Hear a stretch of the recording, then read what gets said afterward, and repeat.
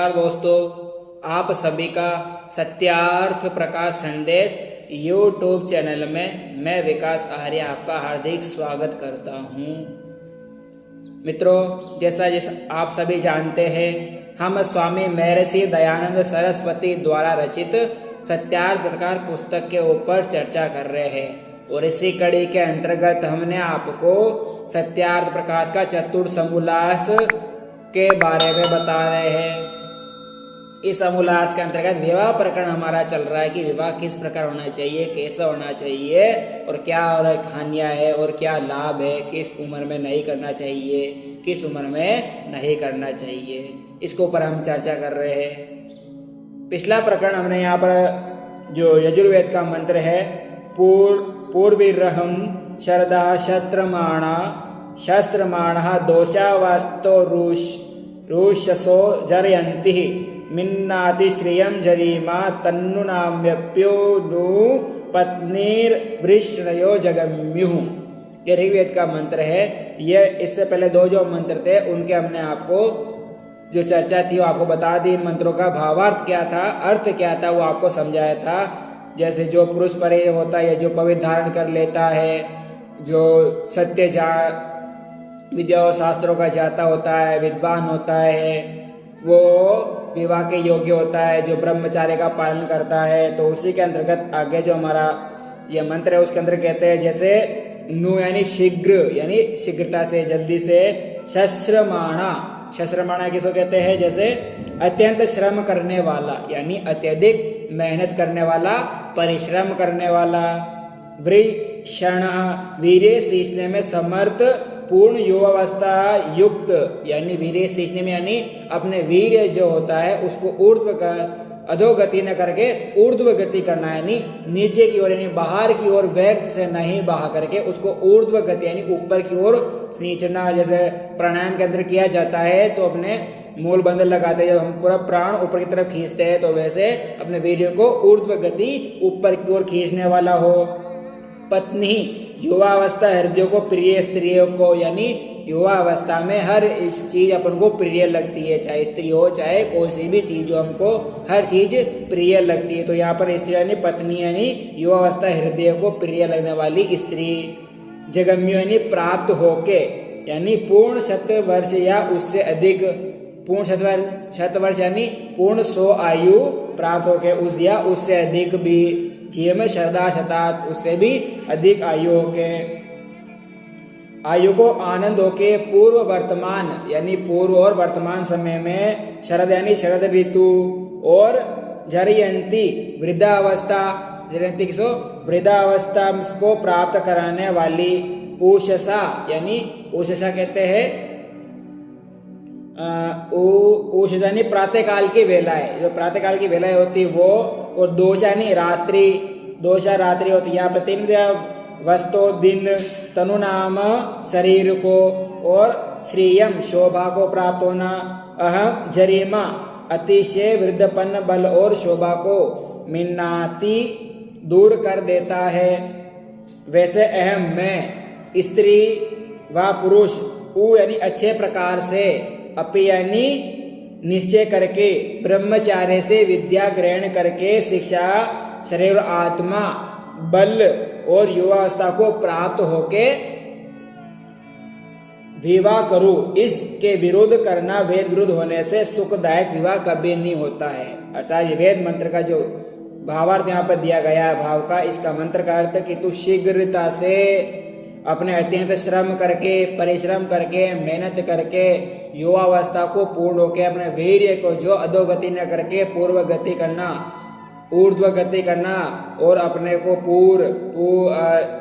विद्यावान होके, ज्ञानवान होके, और शरद ऋतु हो, वर्षा ऋतु हो, चाहे प्रातःकालीन वेला हो, सायकालीन वेला हो, या तनु शरीर को श्रेय शोभा को प्राप्त होके, यानी अपने पूर्ण युवावस्था को पूर्ण करके मैं विवाह के योग्य हो जाऊं। ये वेद यहाँ पे कह रहा है, हमारा जो वेद है वो कह रहा है अपने ब्रह्मचार्य विद्या से, यानी ब्रह्मचार्य जीवन को पूर्ण करके विद्या यानी विद्या, शिक्षा और शरीर और आत्मा के बल को मजबूत करते हुए युवावस्था यानी जो हमारी पूर्ण आयु होती है उसको प्राप्त होके मैं विवाह करूं, यानी इन चीजों से पूर्ण होके मैं विवाह के बारे में सोचूं, मैं शादी के बारे में सोचूं, उसके लिए मैं पूर्ण रूप से भली प्रकार से सही हो जाऊं, उसके लिए मैं लायक हो जाऊं, तब मैं विवाह के योग्य कहलाऊंगा, यानी विवाह के लायक कहलाऊंगा। उससे मैं इसके बिना विवाह के लायक नहीं कहलाऊंगा।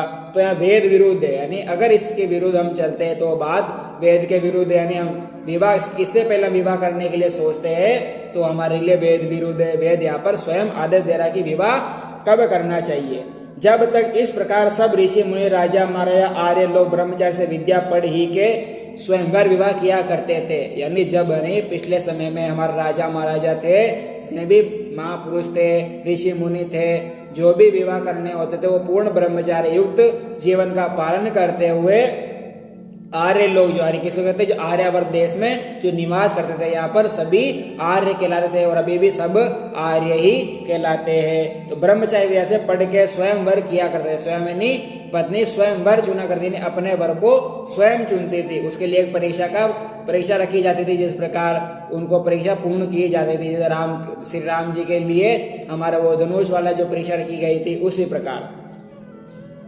तब तक इस देश की सदा उन्नति होती थी, यानी तब तक हमारा देश उन्नति के मार्ग पे चलता था। यहाँ पर अनेकों विद्वान महाराजा थे, राजा महाराजा थे, हमारे बड़े बड़े महान पुरुष हुआ करते थे, तब हमारे देश की उन्नति हुआ करती थी।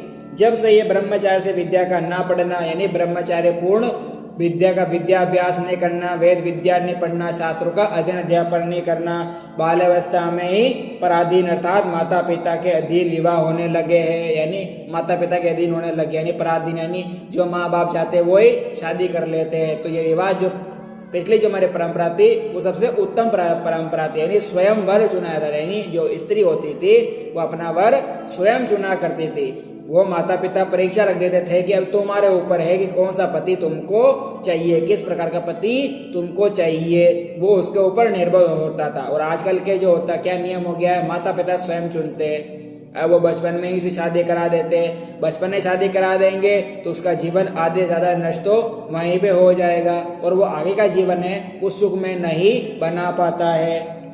तो आगे कहते हैं तब अधीन विवाह होने लगा, तब से क्रमशः आर्यावर्त देश की हानि होती चली आई है। जब से हमारे देश में बाल विवाह होने लगे हैं, ये बिना उम्र के शादियां होने लगी है, तब से हमारे देश की हानि होती चली आई है और अभी भी हानि होती ही जा रही है। अगर जब तक हमारा बाल विवाह अभी भी आज तो कानून बना हुआ है, अगर ये कानून नहीं बनता तो आजकल अधिकतर लोग बाल विवाह के पीछे पड़े हुए थे। आजकल कहीं कहीं गाँवों में भी देखने को मिलती है, छुप छुप के ये बाल विवाह कराए जाते हैं, कहीं न कहीं हम आए दिन पत्रिकाओं में पढ़ते रहते हैं।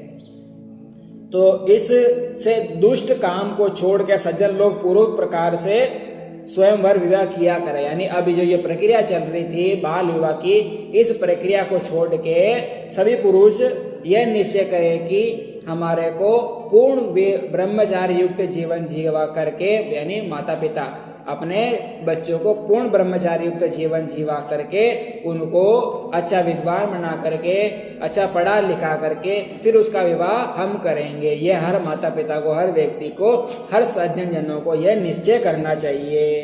तो आगे क्या है, सो विवाह वर्णा नु कर्म से करे और वर्ण व्यवस्था भी गुण कर्म स्वभाव के आधार पर होनी चाहिए। विवाह किस प्रकार किया चाहिए, न किसी जाति भेद के आधार पर, विवाह किसी वर्णों के आधार पर किया जाना चाहिए। वर्ण क्या होता है, जो हमारे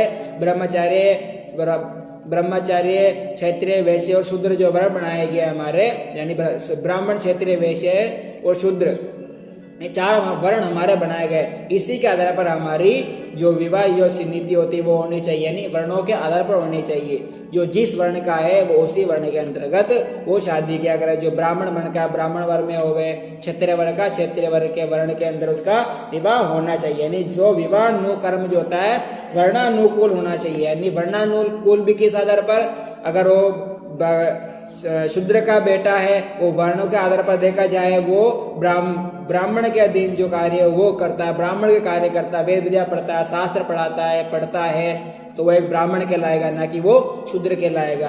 तो उसको हम ब्राह्मण कन्या दे सकते हैं, क्योंकि उसके गुण कर्म किस प्रकार के हैं, वो ब्राह्मण के गुण कर्म है। उसका शरीर भले किसी काम का हो, पर उनके जो गुण कर्म और स्वभाव है वो सारा ब्राह्मण के अनुकूल है। हम ब्राह्मण की कन्या उसे शादी कर सकती है। इस प्रकार का प्रावधान, यानी किसका आधार पर, गुण कर्म और स्वभाव के आधार पर यहाँ पर होना चाहिए। वर्ण अनुकूल, यानी वर्णों के अनुकूल जो हमारा नियम बनाया हुआ उसी के अनुकूल, ना कि जाति भेदभाव के आधार पर। तो यहाँ प्रश्न आता है, क्या जिसके माता पिता ब्राह्मण हो वही ब्राह्मण होता है? यानी यहाँ पर प्रश्न किया गया है कि जिसके माता पिता ब्राह्मण है क्या वही ब्राह्मण होगा या ब्राह्मणी होएगा? और जिसके माता पिता अन्य वर्ण हो उनका संतान भी कभी ब्राह्मण हो सकता है क्या?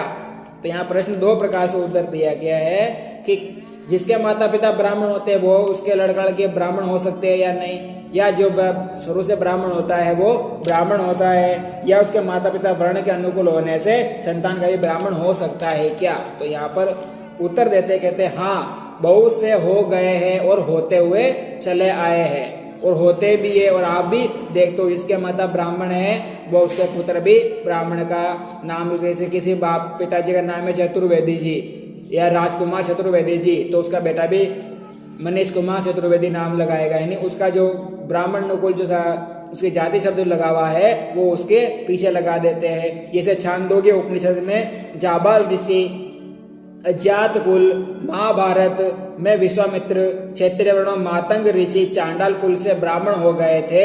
अब भी जो उत्तम विद्या स्वभाव वाले हैं वही ब्राह्मण के योग्य और मूर्ख शूद्र के योग्य होता है, वह और वैसा ही आगे भी होगा।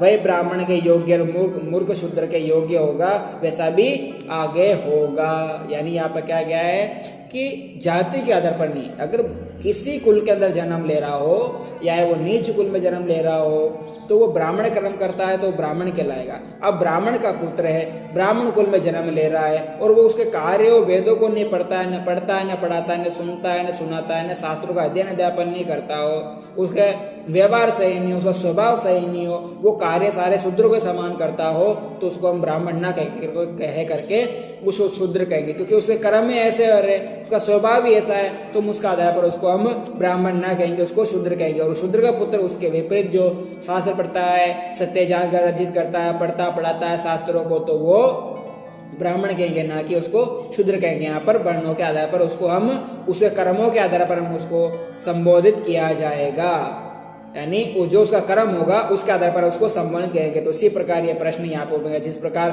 छांदोग्य उपनिषद के अंदर भी चांडाल ऋषि, जाबाल ऋषि अज्ञात कुल से, महाभारत में विश्वामित्र जी क्षेत्रीय वर्ण और मातंग ऋषि चांडाल कुल के ब्राह्मण हुए थे, चांडाल कुल के होने पर भी वो ब्राह्मण हुए थे।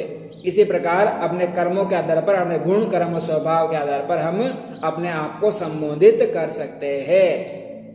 चलिए मित्रों, आज के इस प्रकरण को यहीं पर ही विराम देते हैं और अगले प्रकरण के अंतर्गत जानेंगे कि किस प्रकार और अपना आप को भला कर सकते हैं, अपना स्वयं का और दूसरों का भी। यानी शादी जो भला रज वीर्य में सही हुआ वह बदल कर दूसरे वर्ण के योगी हो सकता है या नहीं, ये प्रश्न यहाँ पे दिया गया। इस प्रश्न का उत्तर जानने के लिए आप हमसे जुड़े रहिए और जो सत्य सत्य जानने वो अर्जित करते रहिए। और हमारे चैनल को आपने सब्सक्राइब नहीं किया तो सब्सक्राइब अवश्य कर लीजिए, साथ में बेल आइकन का जो बटन है उसको अवश्य प्रेस कीजिएगा और ज़्यादा से ज़्यादा लाइक जरूर कीजिए और शेयर जरूर कीजिएगा, जिससे आने वाला हर वीडियो आपको अवश्य मिल जाएगा अगर आपने मेरे चैनल को सब्सक्राइब करके बेल आइकन को अवश्य प्रेस किया होगा। अगर प्रेस नहीं किया तो उसको प्रेस जरूर कर लीजिएगा, जिससे मेरा हर संदेश आपको सबसे पहले मिल जाएगा और आप इसका लाभ सबसे पहले उठा पाएंगे।